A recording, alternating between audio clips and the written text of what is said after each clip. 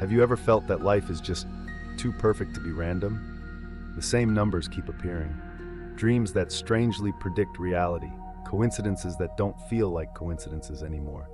Maybe you've brushed it off as imagination, but what if I told you? Scientists, philosophers, and tech giants are now asking the same question. What if this reality is not real? Not a dream, not a hallucination, but a mathematically structured simulation. A quantum-coded experience projected for your consciousness to explore. In today's episode, we begin the journey into the edge of science and spirit, into the matrix behind the matrix. And the most important question of all, if you are living in a simulation, who wrote the code and why? The glitch in the code. Have you ever felt like the world around you flickers? Not in sight, not in sound, but in certainty. Like a glitch in the rhythm of reality. Like something was edited, overwritten, undone, then quickly resumed. It's subtle, it doesn't shout, but it lingers, like a scent of déjà vu you can't quite place. You walk into a room, and the air feels thick, charged, like someone was just there, but no one is. You dream of a stranger's face, and the next morning, you pass them on the street. You glance at the clock and see 11:11 over and over again, and in the quiet spaces of your mind you hear a whisper, not in words, but in knowing, this isn't all there is. This isn't what it seems. We dismiss these things. We call them coincidences. We label them imagination. But what if they are not errors of perception? What if they are signals? Signals from something deeper? From the very structure that holds this experience together, from the code behind the curtain. We're taught that reality is fixed, that things exist whether we observe them or not, that life is objective, measurable, predictable. But quantum physics disagrees. At the smallest levels of existence, particles do not behave like stable things. They behave like probabilities, like they're waiting to be observed, to be chosen, to be collapsed into form. Until we look, they're undefined. Until we interact, they're only potential. Does that sound like a solid reality to you? Or does it sound rendered, projected? Like a video game that loads only what's directly in front of you. Like a dream that shifts based on your attention. There are moments in life, call them glitches, call them awakenings, where the seams in the simulation show. Moments when time stretches or folds. When your intuition knows something your logic can't explain. When your reality answers your thoughts with impossible speed. And in these moments the question arises, what am I inside of? What is this place? Is it the result of physical laws and chemical processes? Or is it something far stranger? A reality constructed by design, not chance. The idea is called the simulation hypothesis, and it's not science fiction. It's a philosophical and scientific theory considered by top physicists, engineers, and thinkers. But we'll come back to that in a moment. Right now, this isn't about proving anything. It's about you. It's about what you felt, those subtle, persistent moments that tell you this isn't it, that something is off, that there's more. And perhaps deep down, you've always known. Because the truth has a resonance.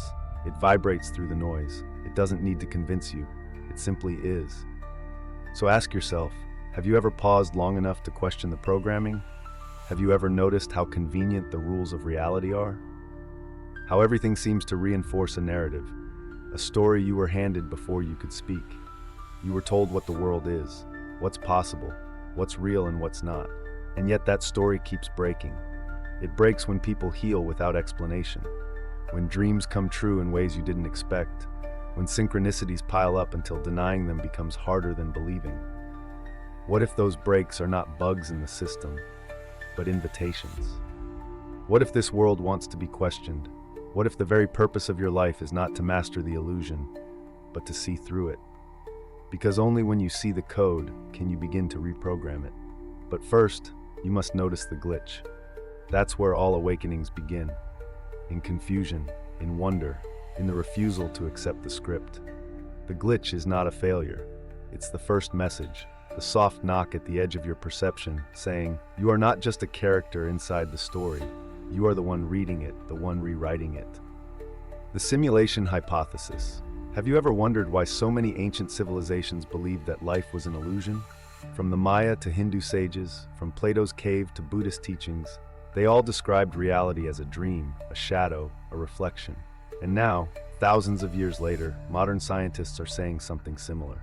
Not from mysticism, but from mathematics, logic, and digital physics. This is the simulation hypothesis, and it begins with a question. What if everything you see, feel, hear, and remember is not happening in a real physical world, but inside a highly advanced simulation? Not in some cartoon-style virtual reality, but in a system so precise, so sophisticated, that it is indistinguishable from what we call reality. The idea was famously proposed by philosopher Nick Bostrom in 2003. He offered three logical possibilities.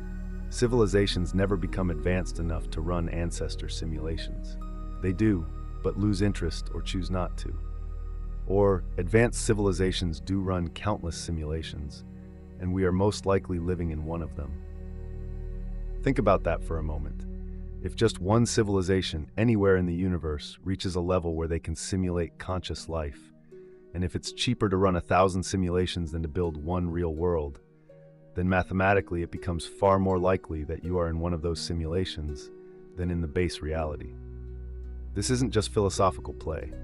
Think of how far our technology has come. 50 years ago, we played with pixels. Now we generate entire open-world environments with AI, physics engines, and neural networks. We simulate ecosystems, population behaviors, weather, even emotions in digital agents. How long until we simulate consciousness? And when we do, how will the entities inside that simulation know they are not in base reality? They won't. Unless, of course, there are glitches. Unless there are moments when the simulation shows its seams. Moments like déjà vu, synchronicity, the observer effect, quantum entanglement, dreams that predict events, feelings of being watched in empty rooms, a sense that time is not linear, a feeling that you are more than your body. These are not bugs, they're breadcrumbs, signs that this real world may be running on deeper rules. Rules based not on matter, but on information. Let's add a voice you may recognize. Elon Musk, founder of SpaceX and Tesla, once said, "There's a 1 in billions chance we're living in base reality." Why? Because games are getting better every year, because we're simulating more of our world than ever before, because consciousness doesn't seem tied to matter the way we assumed. If a simulation is indistinguishable from reality, and simulations become easier to make than planets, then eventually, most consciousness will exist inside simulations. And here's the punchline. You wouldn't know. You'd wake up each morning, brush your teeth, scroll through your phone, go to work, pay your bills, feel joy, pain, grief, and love, all without ever knowing it was code. Because that's the purpose of the simulation, to feel real. And yet, some part of you knows. Some part of you senses the architecture, the patterns, the signals beneath the noise. Have you ever noticed how reality responds to you? You think of someone and they call. You set an intention and opportunities appear. You resist something and it persists. You surrender and it flows. These are not coincidences, they are indicators. That consciousness is not a passenger in this world, it is the driver. And if that's true, then maybe this isn't a prison. Maybe it's a training ground, a simulation for the soul. The quantum code beneath reality. What if the universe is not made of matter, but of math? That's not just poetic thinking, it's a serious idea in theoretical physics. Some of the most advanced scientists today believe that at the most fundamental level, reality isn't made of particles or waves, but of information. Not atoms, not quarks, but binary code, patterns, bits. This isn't science fiction, it's the growing field of digital physics. It proposes that the universe behaves like a computational system, a cosmic processor, one that calculates the next moment of your reality based on input from consciousness. Let's explore that. In quantum mechanics, we've discovered a rule that breaks all logic. Until something is measured, it doesn't have a definite state. It exists in superposition, a blend of all possible outcomes. But the moment you observe it, it collapses into a single reality. Let that sink in. Reality becomes real when you look at it. What does that sound like? A system that waits for your input. A simulation that renders reality only where and when you pay attention. Just like in a video game where distant landscapes aren't fully loaded until you turn your character toward them. This is not metaphor. This is quantum law. Reality is not out there, finished, waiting to be revealed. It is interacting with your mind in real time. And that interaction? It's the code. Your consciousness is not just navigating the simulation. it's shaping it. Let's go deeper. In 2012, physicist John Wheeler proposed something radical. He called it "it from bit." In his view, all physical things, its, arise from bits of information. Reality is not built from substance, but from yes-no questions, from choice, from perspective, from observation. In other words, consciousness is upstream of matter. What you observe matters. What you expect shapes. What you believe programs. That's not philosophy, that's quantum reality. Now consider this. Entangled particles, no matter how far apart, can communicate instantly across galaxies, faster than the speed of light. Einstein called this spooky action at a distance. He didn't like it, but it's been proven again and again. How is that possible? Only if space and time are not fundamental. Only if there's something deeper holding it all together. Something like code, something non-local.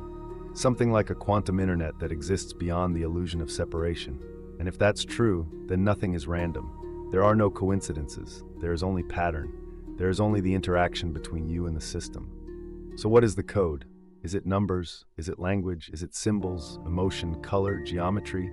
Yes, all of the above. The universe speaks to you in whatever form you are most able to receive. For some, it's numbers. For others, dreams, or art, or music, or emotion, or silence. The code is not written in a language of logic. It is written in a language of resonance. What resonates with you is meant for you. Because in this simulation, nothing is wasted. Nothing is random. Everything is data. Everything is signal. Everything is feedback. You are not just inside the simulation. You are part of the code. You are both the question and the answer, both the observer and the creator, both the input and the outcome. So the next time you feel like reality is whispering to you, it probably is. You are the player, not the piece. If the universe is code, if reality is rendered by observation, if information is the building block of all existence, then what does that make you? Not a bystander, not a passive witness, not a helpless character waiting for fate to decide. It makes you the player. You are not on a fixed track. You are not here to simply endure the script. You are here to learn how to rewrite it. Most people go through life thinking they're pieces on the board, moving according to rules they never agreed to, obeying commands from invisible authorities, living by stories passed down for generations. They say things like, "That's just how the world works. I guess it wasn't meant to be. Some things never change." But that's not truth. That's conditioning. That's what happens when a player forgets they're holding the controller, because the system responds to your thoughts, to your beliefs, to your identity. You don't just exist in the simulation, you feed it. Your focus is input, your emotion is fuel, your imagination is instruction, and the code listens. The simulation isn't here to trap you, it's here to teach you, to mirror you, to evolve with you. Imagine a game that adjusts its levels based on your inner state. When you're in fear, the world becomes harder. When you expand in love, the world opens. When you claim your power, the world bends to your intention. This is not fantasy. This is how the system works. The simulation is interactive, dynamic, alive. But you've been told that it's indifferent, that it doesn't care, that you're just one small person in a vast universe. That is the biggest lie. Because the truth is, you are not in the universe. The universe is in you. And as you awaken to this, the game changes. You stop playing the role you were handed. You start creating your own story. You stop reacting, you start choosing. You stop searching outside yourself for validation and start listening to the inner prompt that whispers, "You are not the piece, you are the player." This is not about arrogance, it's about responsibility. Because with awareness comes power, and with power comes the choice to use it consciously. The rules you were taught, most of them were optional. The limits you believed in, they were training wheels. The patterns you repeated, they were loops you were meant to break. This is not about escaping the matrix.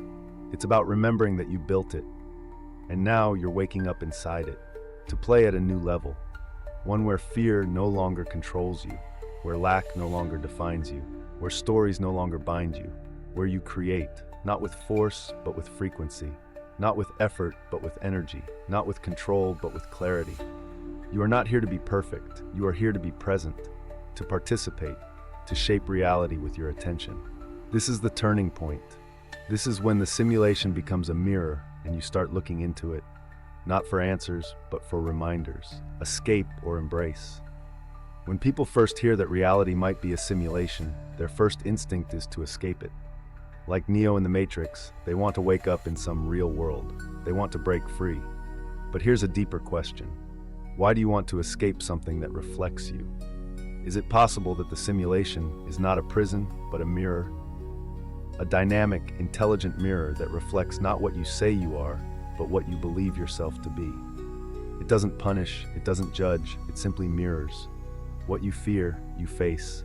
What you suppress emerges. What you expect arrives. So the key question is not, how do I escape? It is, what is this place trying to show me? Because if this world is responsive, then everything you encounter is part of your curriculum. The heartbreaks, the delays, the loops, the chaos, they are not obstacles, they are instructions, whispers from the system pointing you back to your own alignment. This isn't about being passive, this is about being present. When you embrace the mirror, you stop reacting and start refining. You stop judging the experience and start mining it for meaning. You stop running from discomfort and start decoding it. You begin to see the wisdom beneath the wound, the gift hidden in the glitch, the message in the mess. Because here's the truth, you designed this, not with your conscious mind, but with your deeper self, your soul, your higher intelligence, the version of you that exists beyond the avatar. You came into this simulation not to suffer, but to remember. Remember your power, remember your truth, remember your role. And to do that, you had to forget. You had to wear a mask so well that it took a lifetime to remove. You had to believe the lie so you could awaken to the truth. Not as a concept, but as a revelation. You see, escape is not freedom. Awareness is. The moment you become aware, you are no longer trapped. You are now a co-creator. Not because you control every outcome, but because you choose how to meet every moment. You choose your frequency. You choose your focus. You choose your frame. And in doing so, you shift the simulation. The world outside begins to echo the clarity within. And suddenly, you're not trying to exit the simulation. You're dancing with it, not trying to break it, but to play with it, to shape it, to elevate it. Not as its victim, but as its artist. Because when you stop resisting the illusion, you discover the truth behind it. And that truth is you. A story within the code. Let me tell you a story. One that's been written and rewritten in countless forms. Not on paper, but in hearts, in choices, in awakening eyes. A man lived a life by the book. He did everything right. He followed every rule. He got the degree, the job, the house, the title. And yet something felt off, like the world around him was made of cardboard. Too neat, too scripted, too shallow. He smiled when expected, laughed at the cues, said I'm fine when he wasn't. Until one day, everything collapsed. The job disappeared. The relationship broke. The identity shattered. He thought it was the end, but in truth, it was the beginning. That night, in his lowest moment, he had a dream. He was walking through a hallway made of mirrors. Each mirror showed a version of himself. One was proud, one was angry, one was lost, one was numb. But one mirror was different. It didn't show a reflection at all, just a dark space, a void. He hesitated, then stepped through it. And what he found wasn't another version of himself, but the original, the one before the roles, before the expectations, before the programming. He was a child again, not in form, but in essence. Curious, vast, unfiltered. And in that moment, he remembered. He wasn't in the simulation, he was part of it, a conscious input, a living signal. And the glitches, they were not errors, they were breadcrumbs placed by himself for himself, to awaken, to realign, to return. He woke up sobbing, not from sadness, but from release, from remembrance, from the realization that nothing was against him. It was all designed to bring him back to himself. This story is not fiction. It's a pattern, an echo. Maybe you've lived it, maybe you're in it now. The mask you wear is cracking. The world you believed in is shaking.